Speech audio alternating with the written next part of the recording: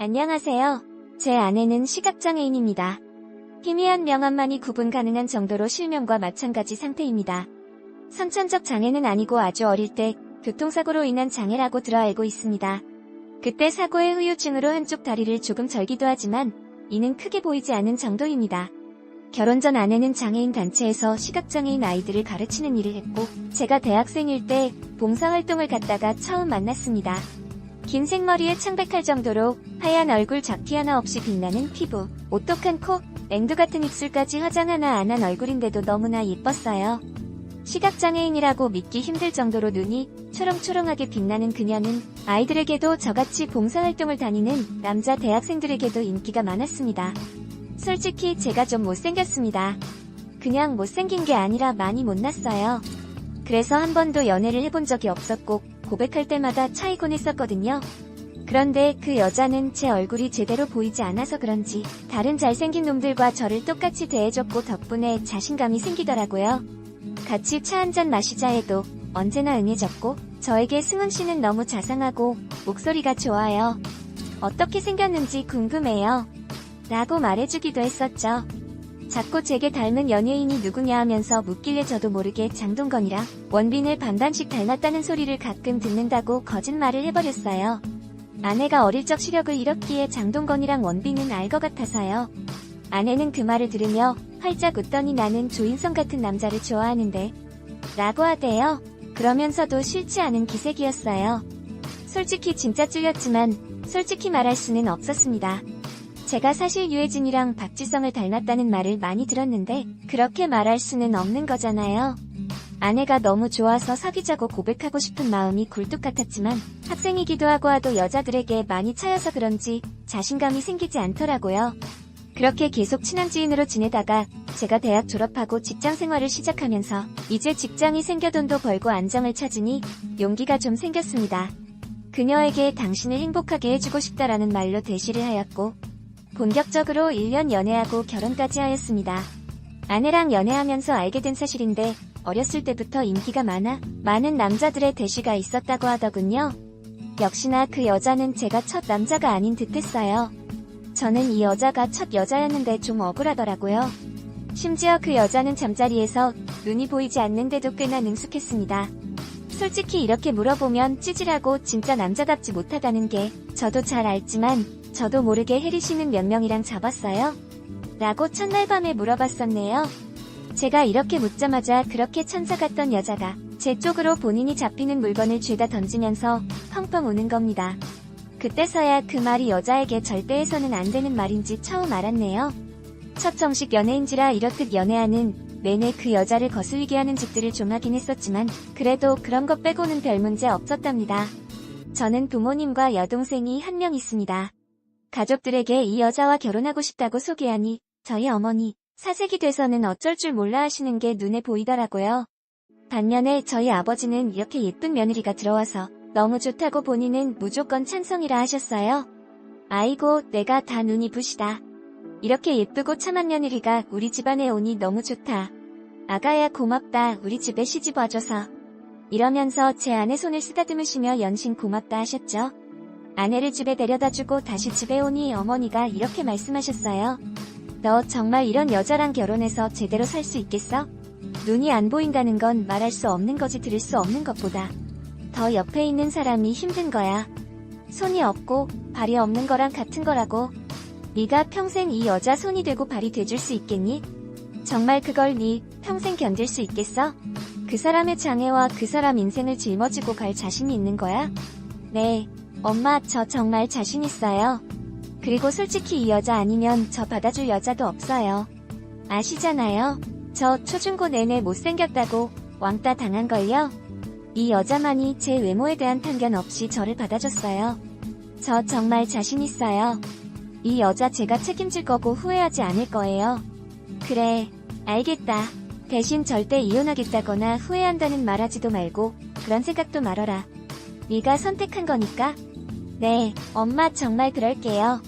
저희 어머니와 아버지 모두 제가 그렇다고 하자 크게 반대하지 않고 아내를 받아주셨어요. 허나 오히려 주위에서 반대를 많이 했습니다. 정말 많은 사람들로부터 비장애인과 장애인의 결혼에 대해 참 많은 말들과 우려 섞인 말들을 들었지만 사랑 하나로 극복하면 된다고 믿었습니다. 그리고 결혼식을 올렸습니다. 눈이 보이지 않는 아내는 본인이 얼마나 결혼식에서 아름다웠다는 걸 모를 겁니다. 정말 결혼식 내내 제 입이 귀에 걸렸었네요. 원래도 예뻤는데 신부 화장까지 하고 새하얀 드레스에 공주 같은 왕관까지 쓰니 천사 그 자체였어요. 제 결혼식에 온 사람들 모두 연예인 결혼식에 온 것 같다고 말할 정도였죠. 결혼식 전에 혹시라도 실수할까봐 장인어른과 함께 입장 연습을 여러 번 해서 그런지 아내는 자연스럽게 신부 입장을 할 수 있었고, 몇몇 아내가 시각장애인인 걸 모르는 지인들은 나중에 아내가 눈이 보이지 않는다는 걸 알고 엄청 놀랐다고 하네요. 그 정도로 아내는 겉보기엔 보통 사람들과 같았습니다. 신혼여행을 다녀와서 아내와 행복하게 결혼 생활을 하자고 다짐하고 약속했어요. 하지만 결혼 생활은 제 생각과 달랐습니다.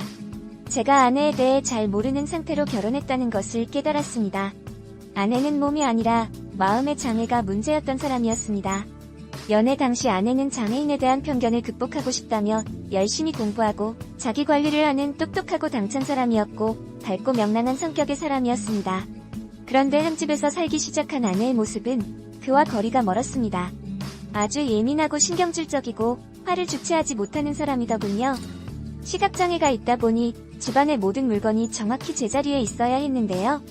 처음에 그 점에 대해 확실히 주의를 들었기에 조심하려 노력도 노력했지만 한 번씩 실수가 있었는데 그때마다 아내는 너무나 심하게 폭발을 했습니다. 맨 처음 폭발했을 때가 신혼생활 시작한 지 일주일도 채 되기 전이었어요. 항상 티슈를 두는 소파 귀퉁이에 손을 뻗었는데 티슈가 없었던 모양입니다.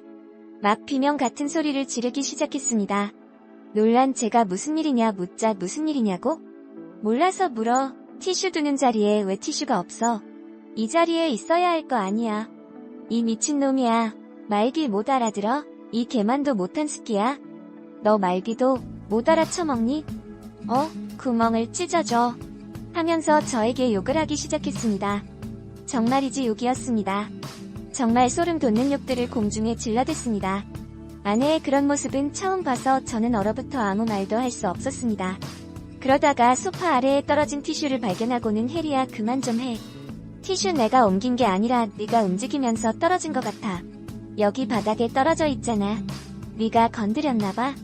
라고 말했는데 내가 눈 안 보인다고 거짓말을 해. 나를 갖고 노니까 좋아. 하면서 1시간에서 2시간 사이 정도 계속해서 욕을 해댔어요. 바닥에 발을 굴러대며 화를 주체하지 못하면서 말이죠. 아내를 간신히 진정시킨 후에 대화를 했습니다. 이제부터 물건 제자리에 두는 것에 더 신경을 쓸게. 대신 혜리 너도 욕하거나 소리 지르는 이제 하지마. 알겠지? 알겠어, 승은씨. 하지만 그 뒤로 이 같은 일들은 자주 빈번히 일어났습니다. 주로 집안일은 제 담당이었어요. 밥, 청소, 빨래, 쓰레기 버리기 등등. 가끔 아내가 돕는 건 빨래 개기, 이불 개기, 간단한 집 정리 정도였고요. 승훈씨 주방에는 불과 칼이 있으니까 위험하잖아. 결혼 전에도 몇 번 다친 적이 있어서 무서워라고 아내가 말하기에 제가 부엌일을 자처했고, 아내가 청소를 하려 해도 간단히 쓰레기통에 쓰레기를 넣는 것 외에는 제가 도맡겠다고 했고, 빨래는 오염의 정도를 잘 구분하지 못해 힘들다 하기에 제가 담당하기로 했었던 거죠. 당연하다 생각했고 큰 불만도 없었습니다. 아내는 처음에는 너무 고맙다며 천사를 만났다며 행복해했습니다. 저 또한 환하게 웃으며 고맙다고 말하는 아내의 얼굴을 보며 행복했고요. 솔직히 내 팔자에 이렇게 아름다운 여자랑 한 지붕 아래에서 사는 것 자체가 대박이란 생각만 들었네요. 그렇기에 사랑으로 모든 걸 품을 수 있다 생각했었죠. 허나 현실은 달랐습니다. 결혼 1년 차, 하루하루 노예 같다는 생각이 들기 시작하더군요. 저는 대기업까지는 아니지만 중견기업에 근무하고 있고 연봉은 4천만 원 초반입니다. 결혼 후 아내는 직장을 그만두어 외벌이였고요. 8시 반 출근이고 퇴근하고 집에 들어서면 저녁 7시쯤입니다. 그래서 아침 6시쯤 일어나 씻고 밥을 했습니다. 제가 밥상을 다 차리면 아내를 불러 함께 아침밥을 먹었고 설거지를 하고 7시 반쯤 집을 나섰어요. 하루 종일 열심히 일하고 퇴근하고 집에 들어서면 7시였습니다. 다시 밥을 하고 아내를 불러 함께 저녁밥을 먹고 설거지를 하고 본격적인 집안일을 했습니다. 격일로 하루는 청소, 하루는 빨래를 하고 밑반찬을 만들고 장보고 온 재료들을 다듬었죠. 여기까지는 불만 전혀 없었습니다. 제가 선택한 일이니까요.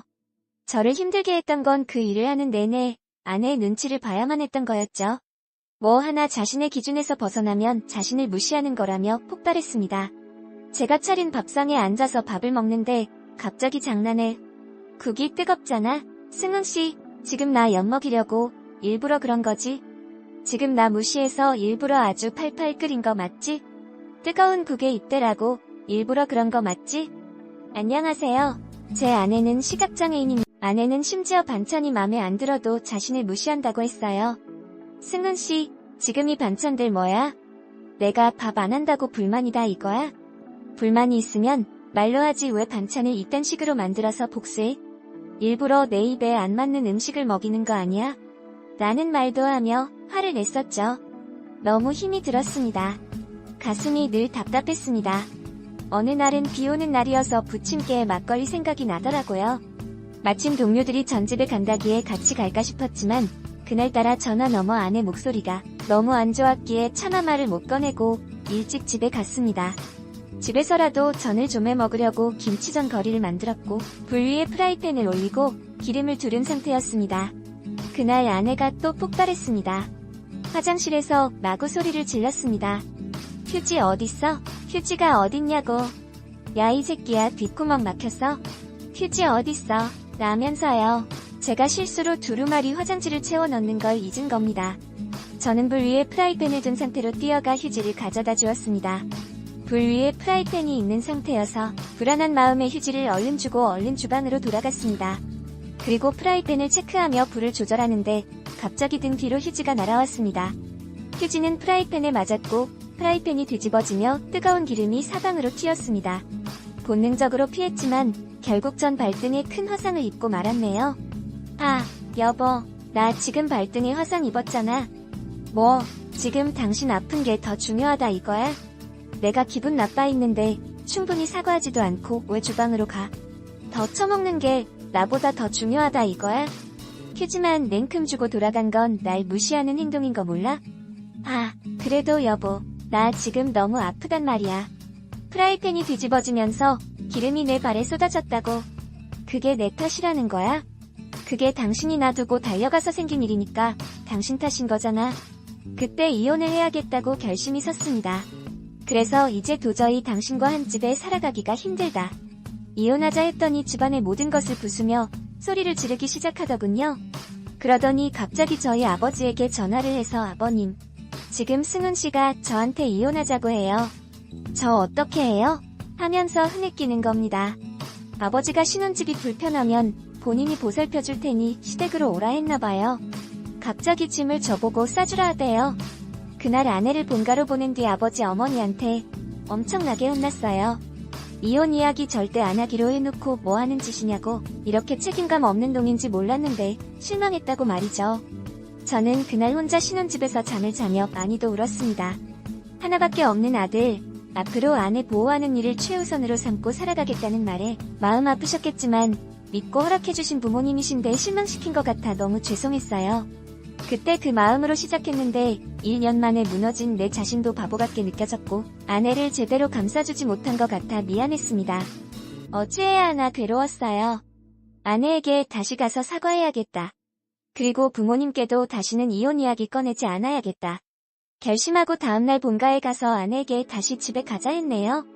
아내는 싫다더군요. 마침 그날 여동생이 집에 있어서 여동생 방에 들어가 그간 있었던 일들을 이야기했네요. 그동안 그런 일들을 전혀 몰랐던 여동생은 많이 놀랐고 그리고 그날 여동생이 짚어줘서 알았는데 그 사이 제 머리에는 원형 탈모가 시작되고 있었습니다. 저의 스트레스를 이해한 동생이 여자 대 여자로 한번 이야기를 해보겠다고 했습니다. 그날 본가에서 저녁 식사를 했는데 그 자리에서 여동생이 새언니, 말 꺼내기 힘든 일이지만 언니에게 부탁이 있어요. 라며 말을 꺼냈습니다. 아내를 비롯해서 부모님 모두 무슨 일인가 궁금한 기색이었죠. 제 여동생은 조곤조곤 새언니. 두 사람 사랑하며 시작한 결혼 생활인데 서로 조금씩 양보하고 맞춰가며 살아야 하지 않겠어요? 이렇게 감정 상한다고 시댁에 오는 건 좀 아닌 것 같아요. 도와줄 일이 있으면 저에게도 알려주세요. 제가 도울게요. 라고 이야기했습니다. 그 말을 듣자 저희 아버지 너 지금 새언니한테 무슨 싸가지 없는 짓이야? 너 지금 신우직 하는 거냐?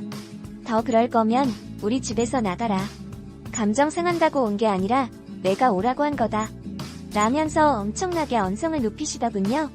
그걸 듣던 제 여동생이 아빠, 지금 나 정말로 최대한 예의를 갖춰 해결책을 찾고자 이야기한 거잖아 라고 말하자마자 저희 아내 갑자기 꺼이꺼이 울면서 아가씨, 그렇게 안 봤는데 지금 저한테 신우질 하시는 거예요? 저희 남편이 어떻게 말했는지 모르겠는데 저 진짜 잘못한 거 없어요. 남편이 잘못한 거고 남편이 이혼하자고 한 건데 왜 저한테 그러세요? 라면서 저희 부모님이 주무시는 안방문을 열고 들어간 후에 문을 쾅 닫더군요. 저희 아버지는 저랑 여동생 보고 당장 나가라고 꼴도 보기 싫다면서 소리를 지르셨고 그걸 말없이 지켜만 보시던 저희 엄마도 열이 받으셔서는 여보, 당신 지금 뭐 하시는 거예요? 우리 자식들보다 며느리가 더 중하다는 거예요?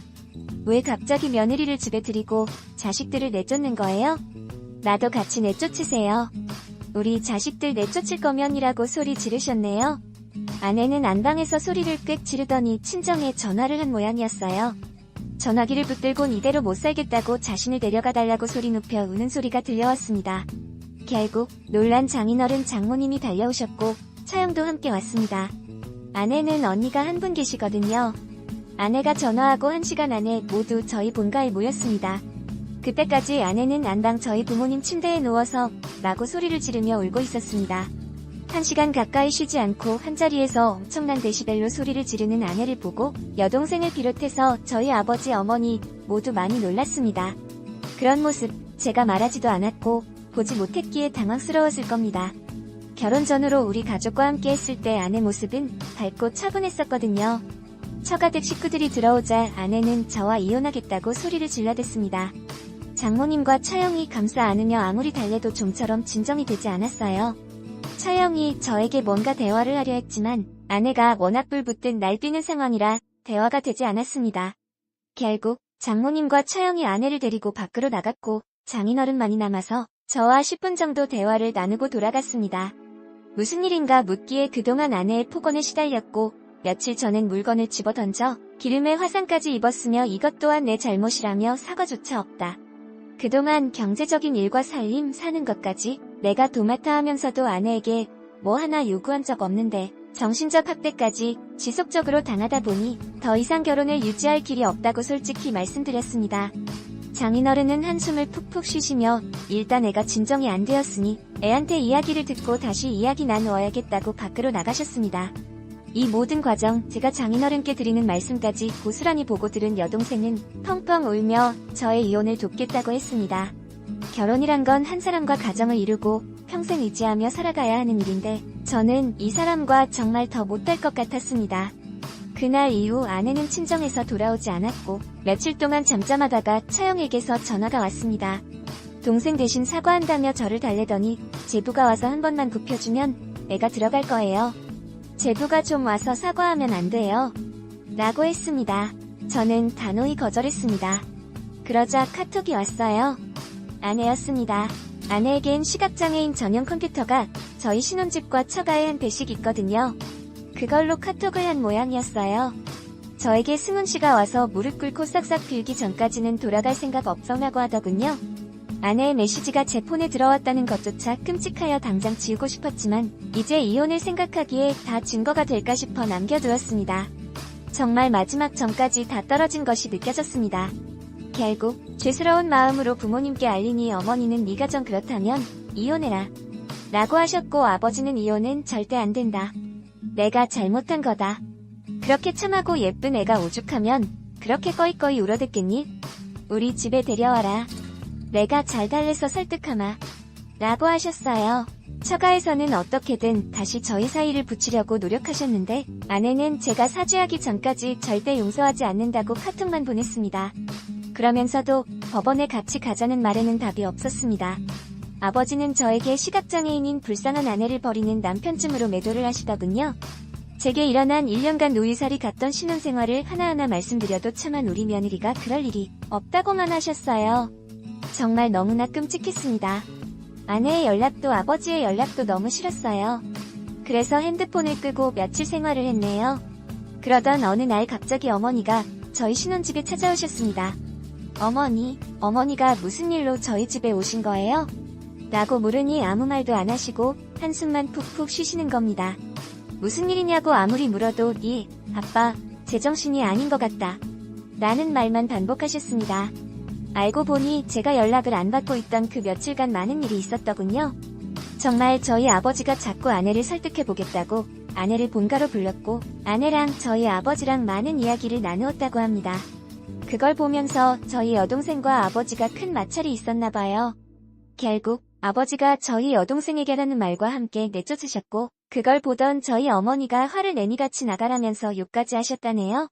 저희 아버지가 원래 불같은 성격이라 저희 어머니가 평생 참고 사셨는데 며칠간 아버지가 아내와 꼭 붙어서 이것저것 챙겨주시고 손과 발이 되어주면서 저희 어머니에게는 평생 안 하던 행동들을 하시니 꽤나 어머니가 열이 받으셨나봐요. 그 꼴 더 보다가는 병들어 죽을 것 같아서 저희 집에 오신 거였어요. 처음 저희 아내를 봤을 때부터 워낙 저희 아내를 좋아하셨고 며느리 사랑은 시아버지라는 말이 있으니 저는 그쯤으로 생각했었는데 저희 여동생과 어머님에겐 그렇게 하면서 저희 아내에게만 그렇게 살갑게 구시는 아버지가 제가 보기에도 정상은 아니었어요.